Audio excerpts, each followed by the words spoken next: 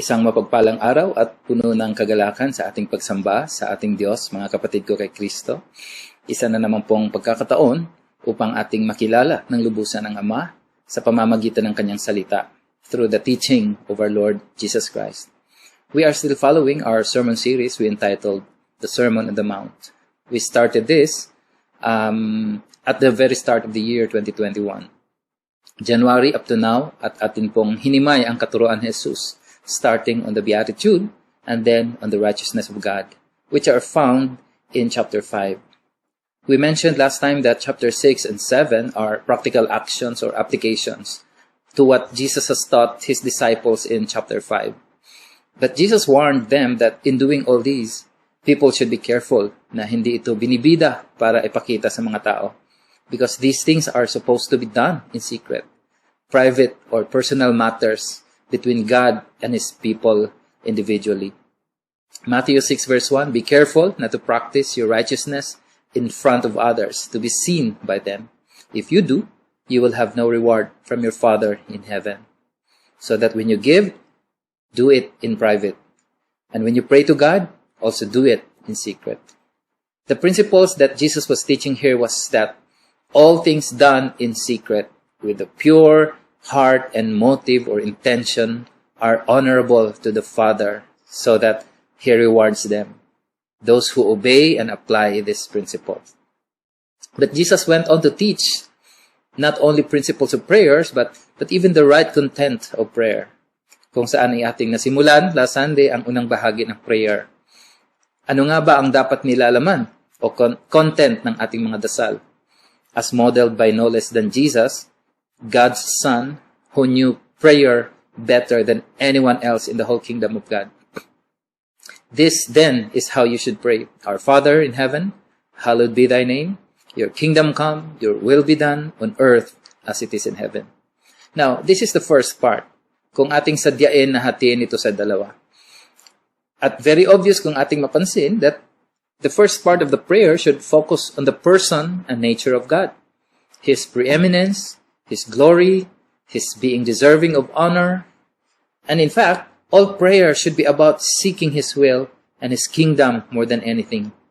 Because when that happens, it's as if your needs are already being taken care of. Kung ang kanyang kalooban sa langit ay mangyayari sa lupa, meron pa po ba tayong hahanapin? Parang dun pa lang, tapos na dapat ang prayer natin, right? But no, Jesus continued to teach that even our personal needs find favor in the heart of the Father, so that we can freely mention them to God. In verses 11 to 13, it says, give us today our daily bread, and forgive us our debts, as we also have forgiven our debtors. And lead us not into temptation, but deliver us from the evil one. And today we talk about this second part of the Lord's Prayer, which is the prayer of supplication or petition, the things that concern our needs. But we remember that Jesus told us also that even before we uttered our prayer, the Father knows already that you need these things before you ask Him. So why do we still proceed with praying? And this should bring us to our problem that most of the time, people do not ask as Jesus taught us in the Lord's Prayer. In this teaching about prayer, Jesus is instructing the disciples to look to Him for everyday needs. Although, in contrast, sa magnitude ng Kanyang glory, sa laki ng Kanyang kaharian, the whole universe, the visible and the invisible realm, napakaliit lang kung iisipin ang tugunan ng ating mga pangangailangan compared to the vastness of the reality of our Father. Food, clothing, shelter.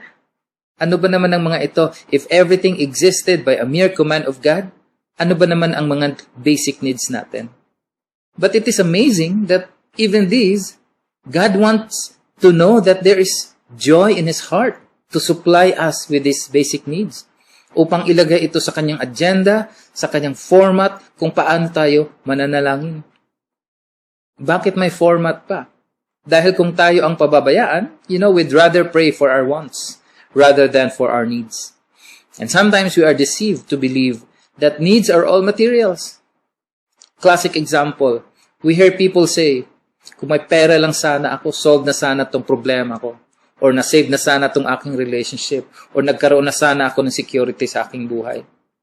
But needs are necessities of life. What a human being cannot live out.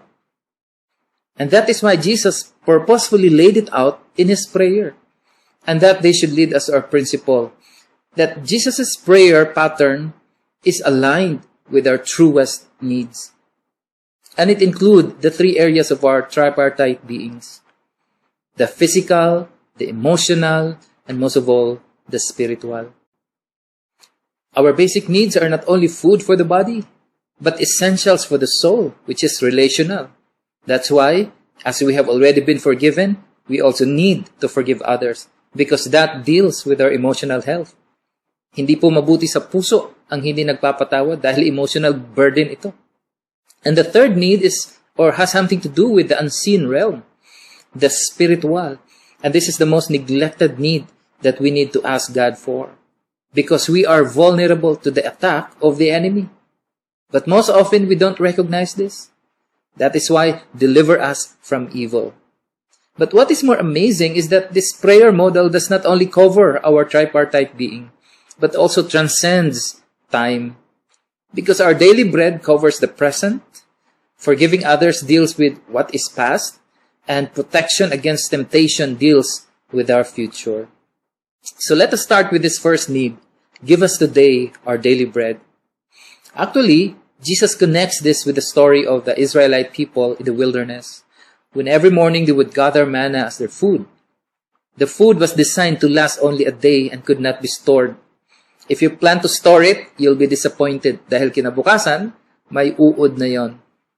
And what's the use when the next morning, bagong manna were freshly delivered straight from heaven? And take note, for 40 years, walang palya ito, mga kapatid. But that was the Israelite story in the wilderness, where they could not work for a living. What God was telling us today, that if He was faithful to supply all their needs, He is the same God who is also faithful to supply you with your daily bread. Now, I could only imagine the powerful, the sweet, the meaningful fellowship between God and His people during that time. Na sa tuwing umaga, kinukuha nila yung mga mana na nahuhulog sa langit. Their grateful hearts were praising God. Thank you, Lord. May kakainin na naman ako sa araw na ito. You know? And on the side of the Father, what joy it was to see that His children were amply supplied. Walang kinukulang. With everything that they need. As a human father, iba po ang ligaya o tuwa na madarama mo pag nakapagbigay ka ng bawat pangangailangan ng iyong mga anak. On the other side, masakit po isipin na hindi mo mabigyan ng iyong anak, especially if talagang kailangan po ito or talagang need. No? Jesus said in Matthew 7, "Which of you, if your son asks for bread, will give him a stone? Or if he asks for a fish, will give him a snake? If you then, though you are evil, know how to give good gifts to your children, how much more will your Father in heaven give good gifts to those who ask Him?" We are seeing here the heart of the Father, which is eager to meet the deepest of human needs. But more than meeting our needs, we also see the other side of the Father here. His desire for our dependence on Him. Because we have this tendency to treasure the gift more than the giver. That's why a daily dependence is good rather than, say, monthly or yearly sustenance, where you would seldom come back for more because you have so much. A yearly sustenance can cause trouble. Dahil sa sobrang laki, we tend to worship it. It becomes an idol made up of stone, and this can draw you far away from God. But the Father knows how to give bread, not stone. And then, instead of being nourished well, a sustenance more than what you need for the day can also poison you, just like a snake. Because instead of gratitude, it makes the heart proud. Then the good Father gives fish, not snake. Kaya itong pagkain sa araw-araw ay sinadya ito. Hindi ito hand-to-mouth existence. It is what the Father sees beneficial for His children.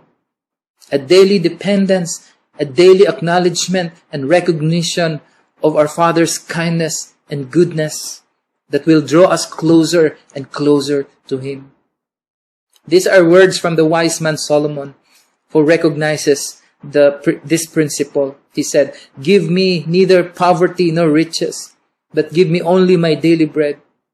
Otherwise, I may have too much and disown you and say, 'Who is the Lord?' Or I may become poor and steal, and so dishonor the name of my God." The King Solomon rightly recognized the problem of the heart here, that when you have too much or too little, something is going to happen, or trouble will come. But here is the word of someone whose heart is set only for the glory of God. King David said, "I was young and now I am old, yet I have never seen the righteous forsaken or their children begging bread. They are always generous and lend freely. Their children will be a blessing." To pray for our daily bread is really not begging for food, because in the first place, the Father already knew what we need. But it is really a declaration of our desire to meet Him often, because we desire His presence more than food, more than anything. And just like David experienced, He will enrich us. Siya na ang bahala mag-supply sa atin. Your generation will not be a beggar. Your descendants will always have something to lend freely and generously. They will always be a blessing to others.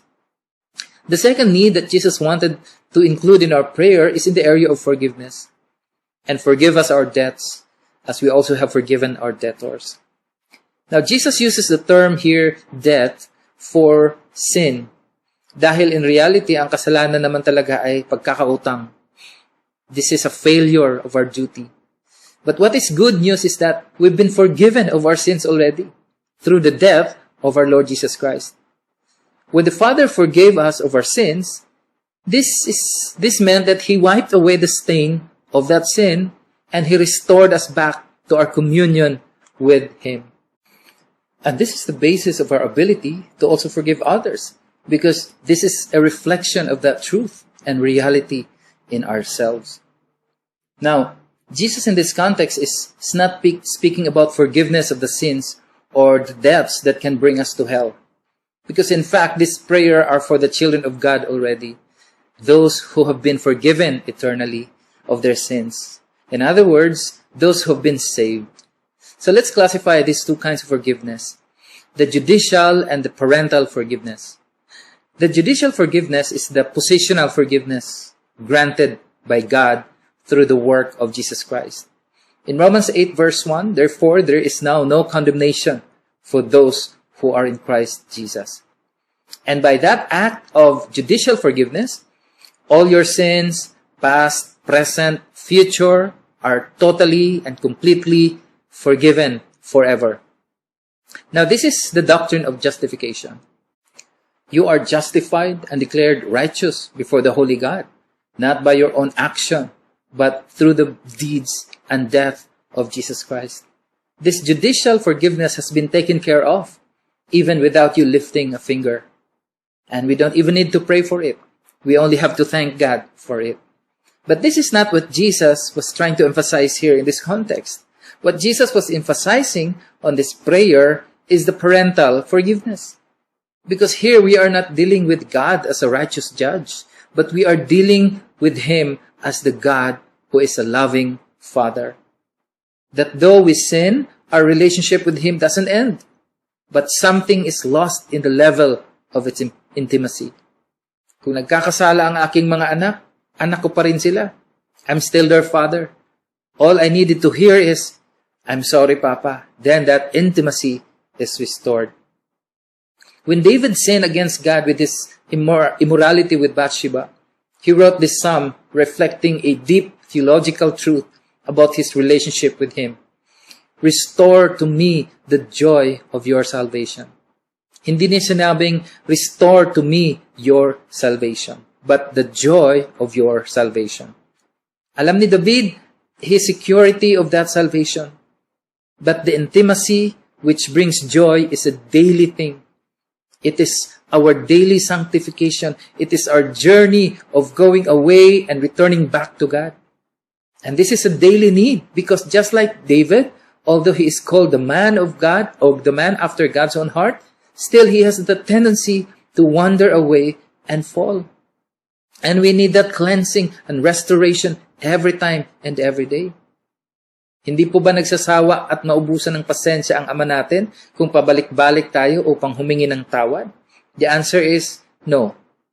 Romans 5:20, but where sin increased, grace increased all the more. Hindi siya nauubusan ng grasya. Walang kasalanan ang pwedeng umubos sa kanyang awa, sa kanyang habag at grasya.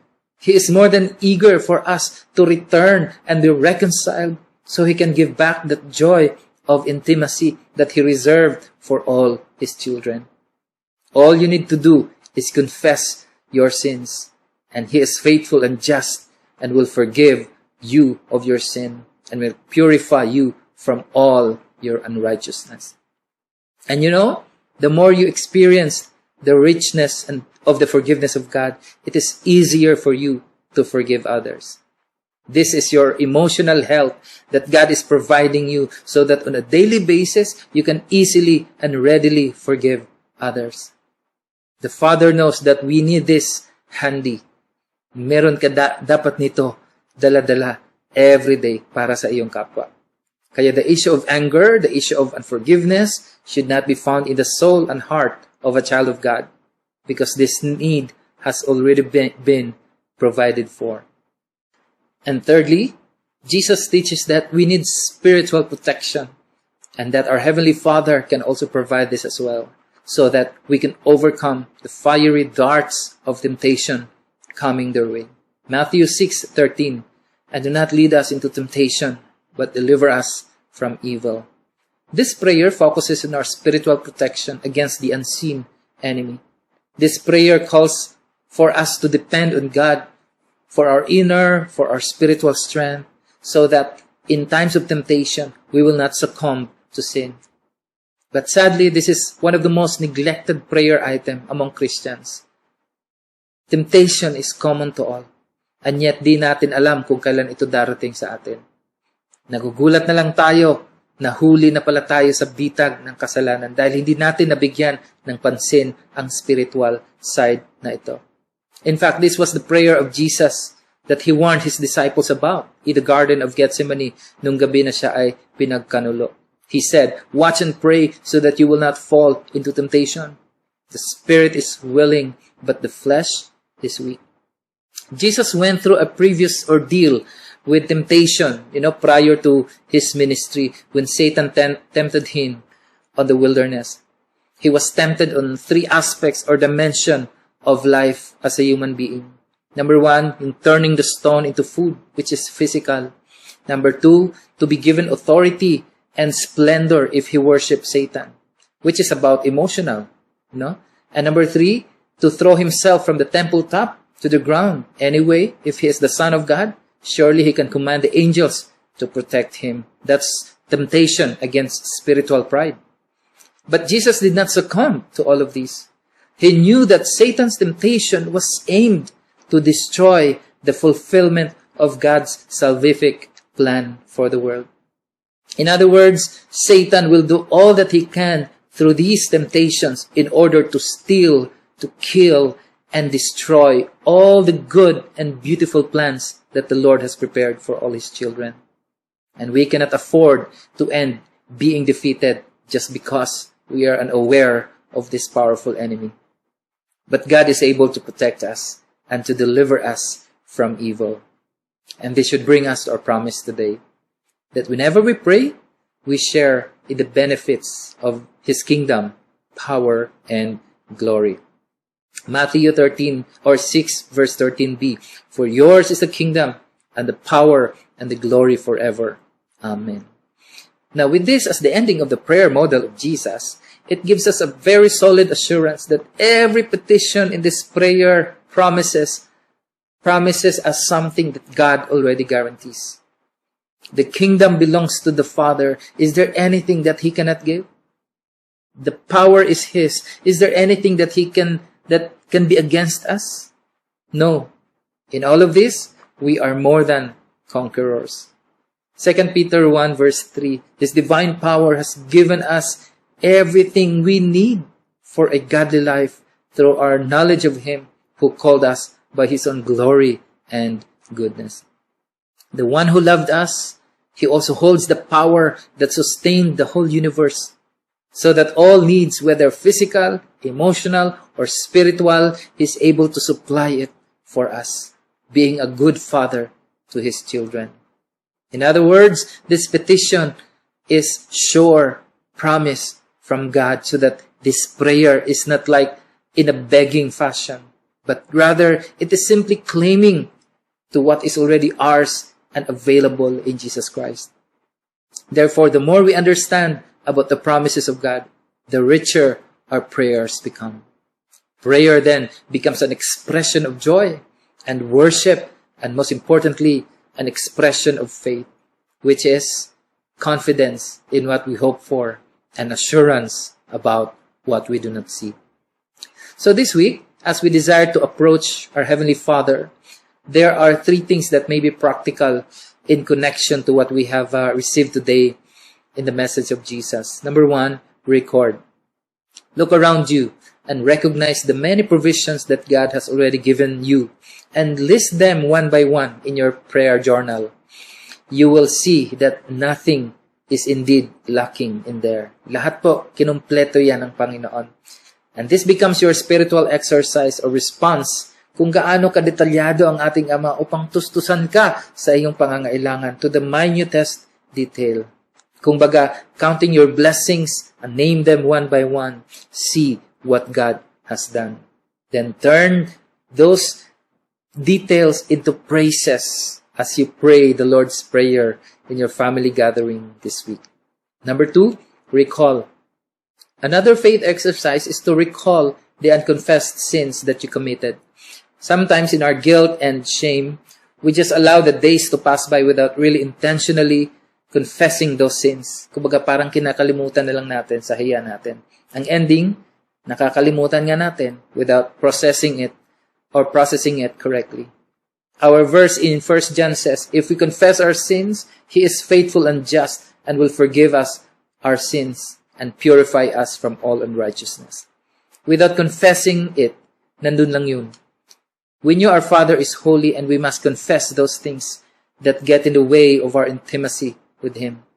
Most of the time, the unconfessed sins ay hadlang sa mga blessings ng Ama na dapat ay para sa atin. Number 3, renounce. There are kinds of sin that easily entangle us. Most of the time, they have the spiritual entanglement or bandage attached to it and became the strongest pathway of temptation and sin. They may be in the form of unhealthy habits, vices, unwholesome activity, at ano paman. You need to identify them and renounce them so that the devil will have no hold on you. In the name of the Father, and of the Son, and of the Holy Spirit. Amen and amen.